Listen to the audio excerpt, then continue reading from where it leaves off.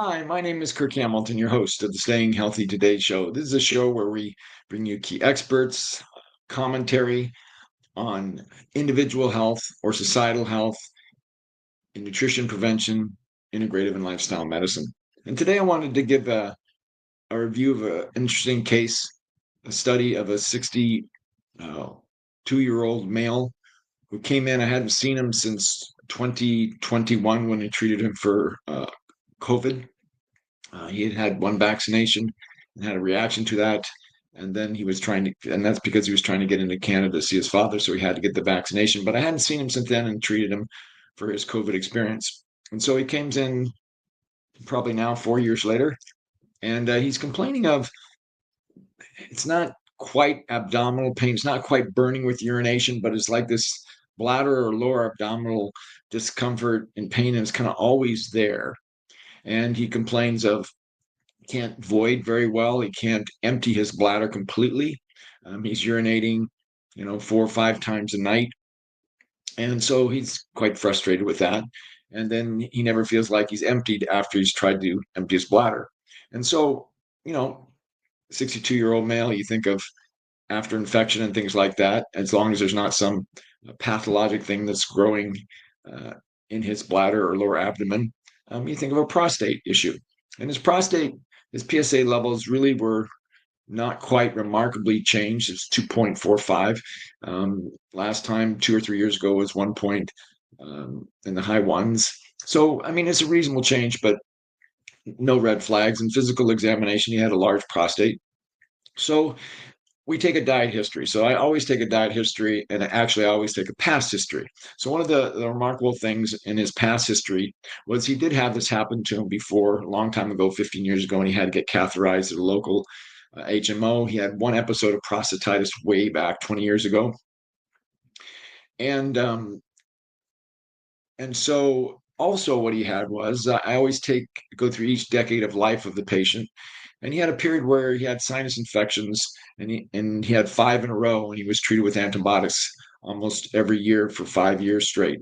So maybe there's a little abnormal bacterial overgrowth, overgrowth of fungus in the bowel, and that can increase inflammation and pain there.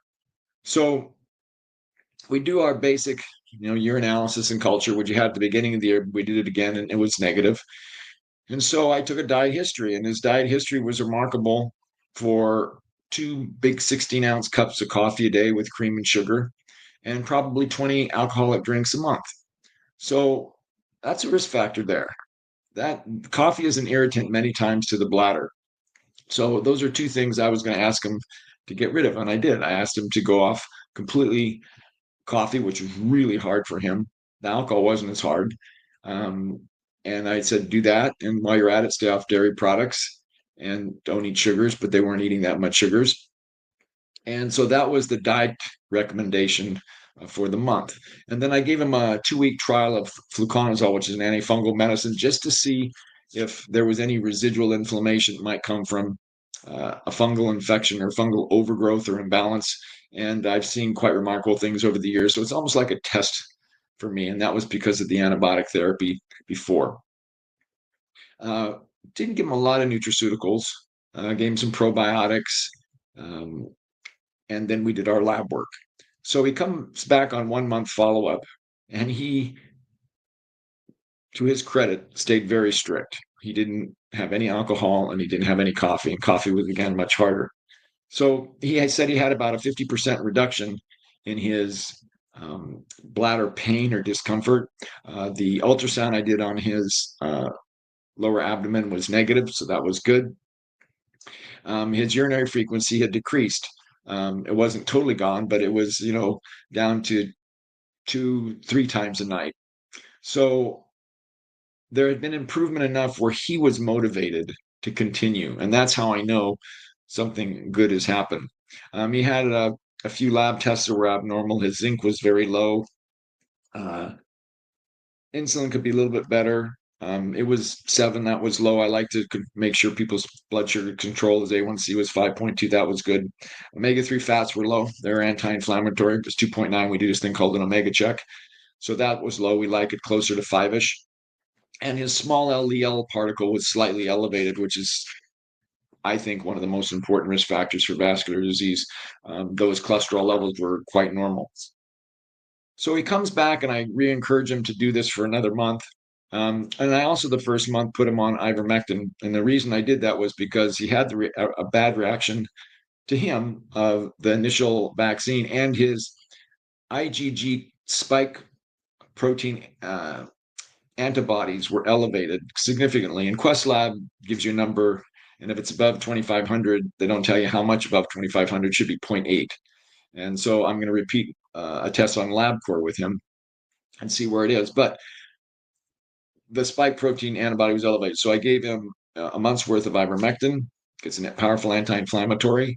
And if there's any, I feel it helps with the inflammation, though some people debate whether it binds onto the spike protein or not. If there's any residual viral left, it will help. So we did that. And then there's the triad of bromelain, nattokinase, and curcumin for the spike protein detoxification and other things. So we did that. And so another month he comes back, and to his credit again, he stayed on the diet, which is difficult. But he walks in, he says, I have a 90% reduction in my abdominal pain, and I'm now getting up one or two times a night, and I'm emptying and voiding much better. Now, he had originally his testosterone, he concerned a little bit about ED, but his testosterone in a 60-year-old male, he was in the low normal range. So we measure total testosterone, which is not really a good marker. You want the free and bioavailable. That's what's available to the tissues. And those were right in the normal range, but just barely. So they're in the very low normal range. So many groups that deal with hormones would have treated them already. And I give people the option, and I actually want people to work on their health first before they take the hormones, because sometimes you can raise it up. And by strength training and cleaning up your diet, exercising. And the truth is that once you go on hormones, generally speaking, you stay on hormones. People don't get off them. So he, to his credit, he said he didn't want to do them yet. So he's going to go out another month. And so he's had remarkable improvement. And so it's probably not something bad per se. There was no structural problem. It probably is that he had coffee as an irritant in his bladder, with the cream and the sugar. He's probably cleaned up his diet a bit and the alcohol, and that might help reduce his also urinary frequency. The caffeine will, for sure. And he may have improved his prostate situation by cutting out the coffee and the drinking. And there may be some general anti-inflammation. If he gets on the omega-3 fats, that increases anti-inflammation and some of the nutrients, etc. So he's going to go out, but here's their slippery slope. This happens all the time. I see this all the time, where people become real motivated and they do the food elimination really strictly for the first month or two. And then he said to me, he says, I'm gonna stay off the alcohol, but and he's going on a cruise, so he's going to have that. But he said, I'm going to maybe have coffee once a week or so. If you can stay off the coffee, that's great, or don't let it increase. But usually what happens, especially with coffee, is, because I've done it myself, is that people will stay away from it. And then once they start having a little bit, it might go, let's say, to 3 or 4 times a week. And then you say, well, maybe I'll have alcohol on the weekends. Now, I'm not saying this person's going to do it, but I hear this a lot. So let's say I'm going to just have alcohol on the weekends and coffee a couple times a week. Once that starts happening, then the practitioner, for me, it's very hard to tell if symptoms come back,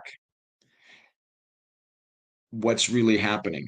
And people don't realize the gradualness of things. And so I've had some people where they had dramatic results like this. In 2 or 3 months, the symptoms are back and they're doing a little bit of everything. They're not being totally purists. And the symptoms are back and the problem's back. And they can't connect it in their mind to the food. I have to reread it in the chart for them. So I'm thrilled. He's doing a great job. He seems to be in command. He's not missing actually the alcohol that much, but the coffee he does miss, but he's doing well with that. and he is a candidate for testosterone therapy, but we're going to see what happens if he gets to where he wants to get and he can maintain and get more physically fit. Maybe he'll need it now, maybe he won't. He's at 62. I like personally when somebody needs testosterone, I'd rather be closer to the 65 or 70 years of age or over, because I like younger people to try and produce it on their own, because once you take testosterone, you suppress your own production. So this is a case study of the power of food, and power of food, power of uh, possibly treating two inflammatory things, maybe a little fungal overgrowth, maybe residual from the spike protein, but staying off the foods was the big thing, and we'll see how this gentleman does. So my name is Kirk Hamilton. This is Staying Healthy Today show, and we'll talk to you soon.